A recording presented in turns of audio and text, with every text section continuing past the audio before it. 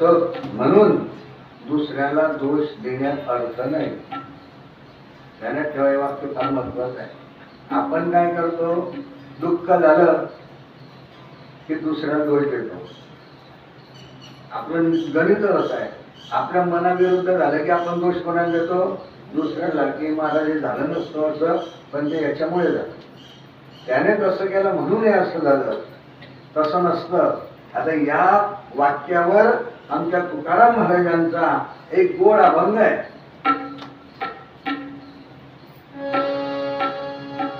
बघा, मी फक्त तुम्हाला अभंगाचे प्रमाण सांगेल आता, कारण अभंग आपल्याला जास्त म्हणता येणार नाही, आपली कथा मागे राहून जाते. म्हणून तर ऐका, अभंगाचे मी प्रमाण सांगतो. आपल्या प्रारब्धाप्रमाणे आपल्या संसारामध्ये माणसाला सुख दुःख प्राप्त होत. म्हणून आपल्या जीवनामध्ये वाईट अवस्था जरी प्राप्त झाली तरी त्याचा दोष दुसऱ्याला द्यायचा नाही. दोष कोणाला द्यायचा, आपल्या प्रारब्धाला. ध्यानात ठेवा वाक्य, तुकोबरांचं प्रमाण सांगतो तुम्हाला. आणि कारुसारे न लगे बहुता, आणि कारुसारे न लगे बहुता, आपुल्या संचिता वाचोनिया, आपुल्या संचिता वाचोनिया, मनोनिया मनी मानून हे फेरू, मनोनिया मनी मानून हे फेरू.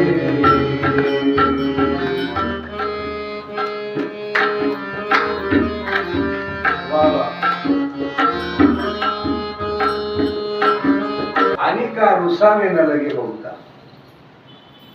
काय चिंता नाही. दुसऱ्या रुसू नका, दुसऱ्याला दोष देतच बसू नका. तर जे दोष द्यायचं असेल ते समजायचं आपलं संचित असेल, आपलं प्रारब्ध असेल, कोण काय करणार आहे. म्हणून ती सुनीती, नीती आहे ना, ती नीती असल्यामुळे ते ध्रुवाला संदेश देते आहे. आणि तिने सांगितलं, आणि आईच्या उपदेशाप्रमाणे आता तो लहान ध्रुवबाळ आणि तपश्चर्या करता निघाला. लहानसा बाळ निघाला तपश्चर्या करता. आणि रस्त्यामध्ये भेटले नारद मुनी.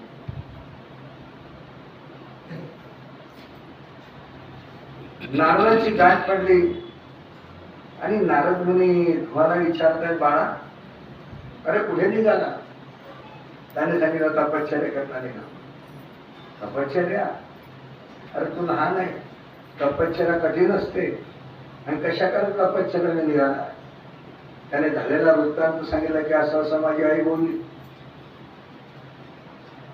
आणि म्हणून मी आता निघालेलो आहे. नारदाने समजून काढायला सुरुवात केली.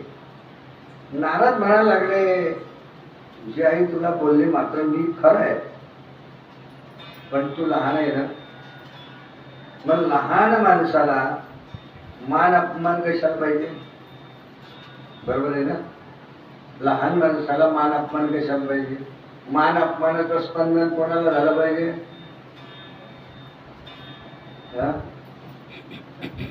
मान अपमानाचं स्पंदन कोणाला झालं पाहिजे, मोठ्या माणसाला.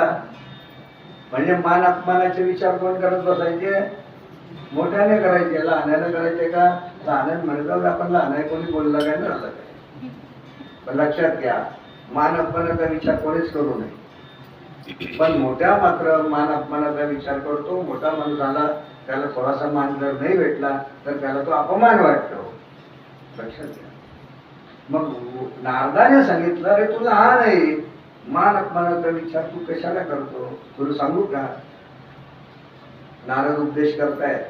आता ह्या कथा कशासाठी ऐकायच्या, हे उपदेश आपल्या जीवनासाठी आहे. हे वाक्य, प्रत्येक वाक्य हे आपल्यासाठी आहे. हे काही पोथी पुराणातलं ऐकण्यापुरतं नाही. एक एक वाक्य महत्वाचं आहे. बघा, नारद सांगताय, दैवानं जे आपल्याला प्राप्त झालेलं असेल त्यामध्येच माणसानं आनंद मानावा, ध्यानात ठेवा. आपल्या दैवानं जे भेटलं असेल ना त्याच्यात माणसानं आनंदी राहिलं पाहिजे. आपण आनंदी का नाही राहू शकत? तर आपल्याला जे दैवानं मिळालं त्याच्यापेक्षा आता आपण समाधानी नाही. आपल्याला वाटतं की जे आहे त्याच्यापेक्षा जास्त पाहिजे आणि त्याच्यामुळे आपल्याला समाधान नाही. तपश्चर्या कठीण आहे. या तपश्चर्याच्या नादात पडू नको. ऐका, जर तुला मुक्त व्हायचं असेल तर त्याच्याकरता एकच मार्ग आहे आणि तो मार्ग म्हणजे सदाचार. ध्यानात ठेवा. आपल्याला जर जीवनामध्ये आनंद प्राप्त करायचा असेल, सुखी राहायचं असेल, सोपं गणित सांगतो आता. सुखी सुखी अगदी सुखी व्हाल तुम्ही. एक महत्वाचा संदेश देतो तुम्हाला आता. तुम्ही अगदी सुखी राहाल. मग सुखी राहण्याकरता काय करायचं आहे? तर सुखी राहण्याकरता तुम्ही सदाचाराने जगा. आता हा शब्द काही कठीण आहे का? नाही. सदाचार शब्द कठीण आहे का? नाहीये. माहिती आहे आपल्याला. सदाचार म्हणजे काय? चांगलं आचरण करणे. चांगला आचार म्हणजे सदाचार. इथं झालं सरळ क्लिअर. मग सदाचार नेमकं काय? कसं जगायचं सदाचारानं? तर सदाचारानं जगण्याकरता 3 महत्वाच्या गोष्टी आता ऐका. एक एक वाक्य ऐका. पहिलं वाक्य तुम्हाला जमतं का ते पहा. ज्याला असं जमत असेल त्याच्या जीवनात सुखच आहे. पहिलं वाक्य लक्षात घ्या. प्रत्येकानं आपल्यापेक्षा गुणवान पुरुषावर प्रेम करावं. हे तुम्हाला नंतर समजून देईल. पहिलं वाक्य सांगितलं की आपल्यापेक्षा गुणवान माणसावर आपण प्रेम करा. दुसरं वाक्य आहे का? आपल्यापेक्षा जो कमी गुणवान आहे, आपल्यापेक्षा जो कमी गुणवान आहे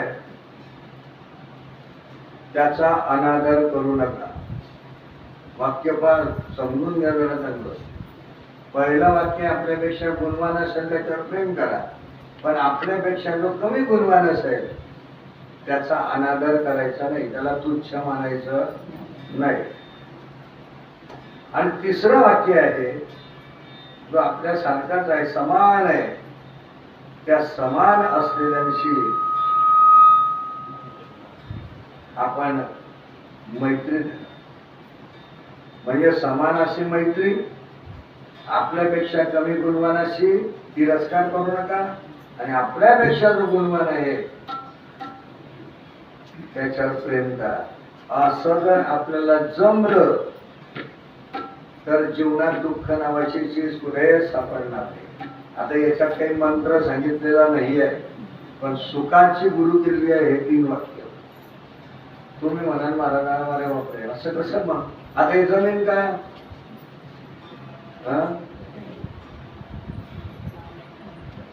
आता जमीन का? तर जमतं का हे सांगा अगोदर. जमीन का भूतकाळात आहे, आता चालू वर्तमान परिस्थितीत जमतं का? जमतं. ऐका, आता हे स्पष्टीकरण दिल्याशिवाय जमणार नाही तुम्हाला. आता आमच्यापासून सुरू करू, तुमच्यासाठी सुरू करू, दोघांसाठी उदाहरण सांगतो. आता समजा एखाद्या वेळेला मी आता इथे कथा करतोय, अनेक लोकांनी कथा करतात, दोन्ही अनेकांनी कथा केली. आता उद्या एखादा कोणी व्याख्यात आला, तो कथेला बसला आणि त्याची कथा अत्यंत सुंदर होते आणि तुम्ही 4 लोक मी आल्याच्या नंतर मला सांगायला लागले, महाराज काय कथा झाली आपा, एकदम नंबर 1. आता हे मी ऐकलं, मी काय केलं पाहिजे? मी म्हटलं पाहिजे नाही नाही, अधिकारी जर असेल ना खरंच कोणी दुसरा समजा ते म्हटलं काय बरोबर आहे ना तुम्ही सांगता त्या गोष्टी, महाराज तसेच किती आनंद आहे. अहो त्यांची कथा म्हणजे काय असं जर मी म्हटलं तर मला सुख होईल का दुःख? सुख होईल ना, आनंद वाटेल मला. आणि माझ्या डोक्यात आलं की हा तुम्ही त्याचं वर्णन करताय, त्याचं वर्णन करता करता मी जरा तो काही कथा करील, त्याचं काय कथा आहे, म्हणजे त्याच्याबद्दल मी करू शकलो का प्रेम? नाही, प्रेम करू शकलो नाही. एखादा गायक आहे आपल्यापेक्षा सुपर गायक आहे, आपल्याला ते करता आलं पाहिजे. की एखादं म्हणलं नाही काय सुंदर गायन केलं गायली, तर ह्या दुसऱ्याच्या मनामध्ये त्याला खेळ होतात का म्हणे, त्याला म्हटलं पाहिजे नाही नाही असे जायचे चांगले म्हणणारे. असं जर तुम्ही त्याच्यावर प्रेम केलं, त्याच्याकडनं उलट शिकलंय, तर तुम्ही सुखी व्हाल. झालं या. आता आमचं सांगितलं त्याच्यामुळे तुमचं सांगायची काही गरज नाही. पण समजा तुम्हाला सांगतो, आता आम्ही किती घरी जेवतो, आतापर्यंत किती घरी जेवलो शिनाने, कारण जवळजवळ 200-250 दिवस तर काही घरी जेवत नाही आम्ही. 50-60 दिवस घरी जेवत असू. आणि आपण असलेल्या 250 दिवसामध्ये कितीतरी घरी, कितीतरी वर्षात आपण जेवलो. कदाचित जेवलं तुमच्याकडे भाजी सुंदर झाली आणि समजा ती भाजी आमचं वर्णन मी केलं, मग त्यांच्या घरी दुसऱ्याच्या घरी केलं, तर सण होईल की नाही? अरे भाजीचं मुद्दाम झालेलं होईल की नाही होत. हा, ते काय भाजी करेन आपण ज्या कमी करतो आपल्या तर भाजी. आता हे वाक्य जेव्हा सुरू होतं त्याचा अर्थ आपण काय करतो की दुसऱ्याच्या बद्दलच्या श्रेष्ठत्वाबद्दल आपण तुच्छ मानतो त्याला. ऐका, म्हणजे त्याच्यावर प्रेम करत नाही. प्रेम केलं पाहिजे. ऐका, पहिलं प्रेम दुसरं आपल्यापेक्षा कमी आहे, माहिती आहे आपल्याला की आज कमीच आहे, पण त्याला तुच्छ मानू नका त्याचे. पुढे म्हणा नाही आज होईल बरोबर, चांगलं येईल तुम्हाला. आणि समान अशी मैत्री. शास्त्र लक्षात ठेवा, हे 3 वाक्य तुम्हाला इतके महत्वाचे दिले. असं जर आपण जगायला लागलो नुसते, तर संसारात दुःख तुम्हाला करण्याची वेळ येणार नाही, लक्षात घ्या.